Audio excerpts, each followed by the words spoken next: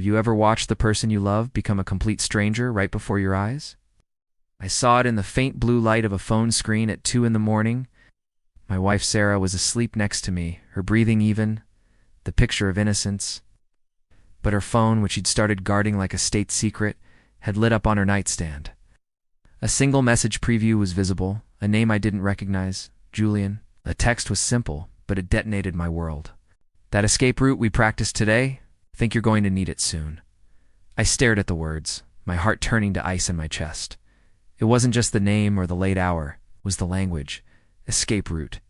It sounded like a plan. It sounded like an exit, and I was the one being escaped from. If you genuinely enjoy our stories, please subscribe to the channel, tell us where you're from, and what time it is right now. It's always fascinating to know how far a story flows. For 10 years, Sarah was my everything. We built a life in a quiet suburb of Chicago, in a house we'd chosen together, with a dog we both adored. I thought we were happy. I was a fool. The change was so subtle at first, I wrote it off as stress. She started taking a new yoga class, something she was incredibly passionate about. It's not just exercise, Alex, she'd say, her eyes shining with a newfound zeal. It's about finding your center, your truth. She'd come home late, smelling of incense and sweat, her cheeks flushed. She talked endlessly about her instructor, Julian.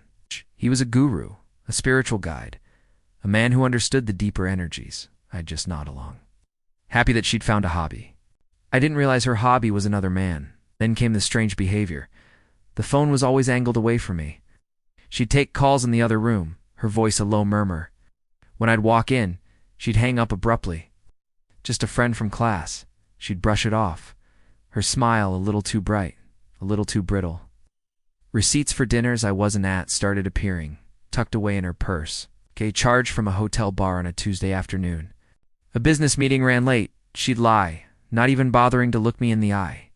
She was becoming cold, distant. The woman who used to greet me at the door with a hug now barely looked up from her phone. She started criticizing me, my job, my friends, the life we had built. It was like she was trying to find reasons to hate me, to justify the betrayal she was already swimming in. She and Julian, her guru, felt untouchable, wrapped in a bubble of spiritual nonsense and shared secrets. The breaking point came on our anniversary. I'd booked a table at our favorite restaurant on North Clark Street, the one where I proposed. I waited for 2 hours. She never showed up. No call, no text. I drove home, a cold dread coiling in my stomach. Her car was in the driveway. I walked in, and the house was dark and silent. I found her in the bedroom, packing a bag. She didn't look surprised to see me. She looked annoyed. "Where were you, Sarah?" I asked, my voice shaking. She just looked at me, her expression flat, devoid of any emotion. "I can't do this anymore, Alex. I'm not happy. That was it." 10 years erased with 5 words. I saw her phone on the bed screen up. A text from Julian. "Your new life is waiting. You'll never see it coming." That's when I broke. I didn't yell. I didn't scream. I walked out of the room, went downstairs, and sat in the dark. The loyal husband was gone. In his place, something cold and strategic began to form. For the next 2 weeks, I played the part of the heartbroken, pathetic husband. I begged her to reconsider. She loved it, this power she had over me, fed her arrogance. But in secret, I was building a fortress. I hired the best private investigator in Chicago. I wanted everything. Photos, videos, bank statements. I installed a keylogger on our home computer, put a GPS tracker in her car. Information started pouring in, each piece a fresh stab to the heart. It's pictures of them kissing outside the yoga studio. Receipts from a boutique hotel in Lincoln Park.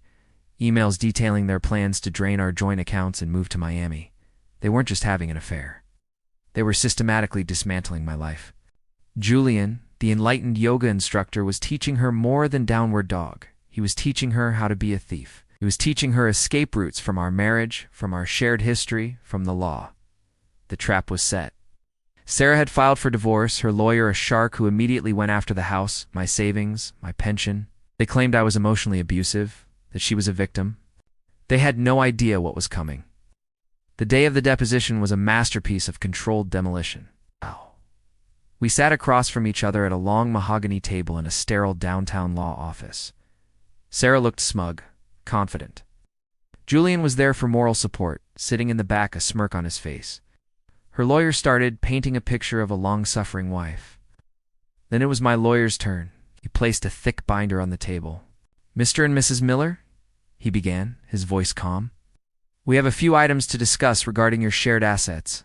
He opened the binder.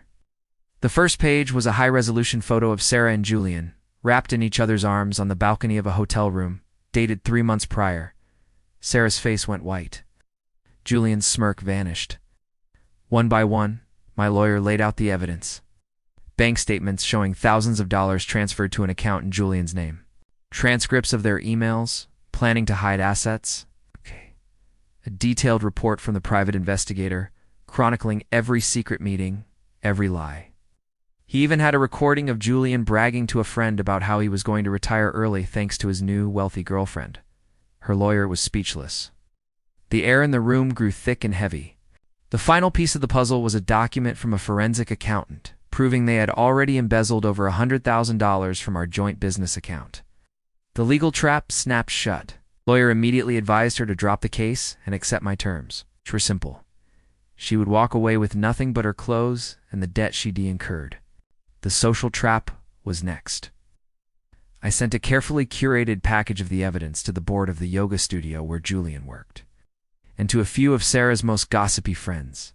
His career was over in a day. Her social circle evaporated overnight. They were ruined publicly and completely. I saw her one last time, months later. She was working as a waitress in a diner off the highway. She looked tired, worn down. The arrogance was gone, replaced by a hollow emptiness. She saw me, and for a moment, her eyes filled with a flicker of the hatred she must have felt. But it was gone as quickly as it came. There was nothing left to fight with. I just paid for my coffee and left. I never looked back. The house is quiet now, filled only with the echo of a life that was. Sometimes, I wonder if revenge was worth the price. The silence in my home is the only answer I ever get. The end.